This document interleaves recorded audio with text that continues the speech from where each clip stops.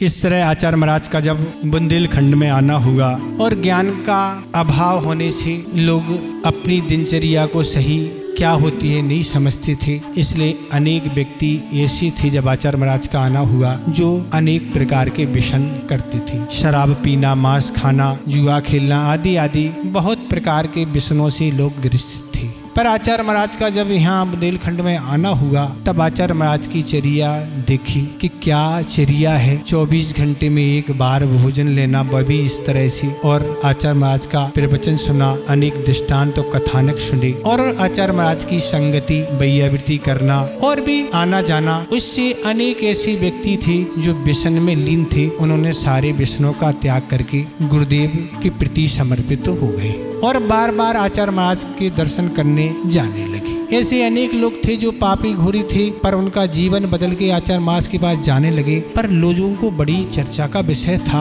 कि ऐसे लोगों की तो आज कतारें लगी हैं, लोग आते ही जा रहे हैं, ऐसे ऐसे घोर पापी। और उन्होंने सब पापों आदि का त्याग करके आचार्य महाराज को आहार भी देने लगे, दान भी करने लगे। तब लोगों में ये चर्चाएं थी कि आजकल तो ऐसे ही लोग इकट्ठे हो रहे हैं। तब एक बार तो एक व्यक्ति ने आचार्य महाराज से कह दिया कि आचार्य महाराज, आपके पास तो ऐसे व्यसन और बुराइयों से जो लोग थे वह खूब आने लगे हैं। पर आदमी को कहने में तो अच्छा लगता, पर आचार्य महाराज उत्तर क्या देंगे ये समझ नहीं आती। गुरुदेव ने क्या उत्तर दिया, भैया मरीज अस्पताल ले जाएगा तो कहाँ जाएगा।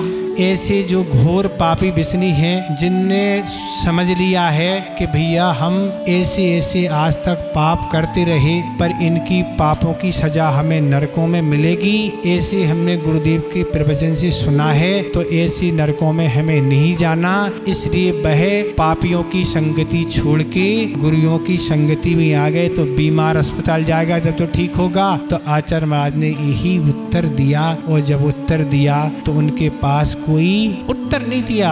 आचार्य महाराज ने एक बार यही कहा था, इस तरफ में आया था जब एक से एक हमें लोग मिले दुनिया में पाप करने वाले, पर वह धीरे धीरे आने हुआ सब पापों को छोड़ के उन्होंने ब्रह्मचारी व्रत लिया, क्षुल्लक एलक दीक्षाएं और मुनि बन गए और अपने कल्याण में लग गए। संगति का प्रभाव है और आगम में अनेक दृष्टांत उदाहरण है कि भगवान के चरणों में जाके समूषण में भी वह सारे पापों को त्याग करके दीक्षित हो जाते हैं। इस तरह गुरुदेव उत्तर देने में माहिर है। उत्तर कितना अच्छा देते हैं कि सबका मुख बंद हो जाता है।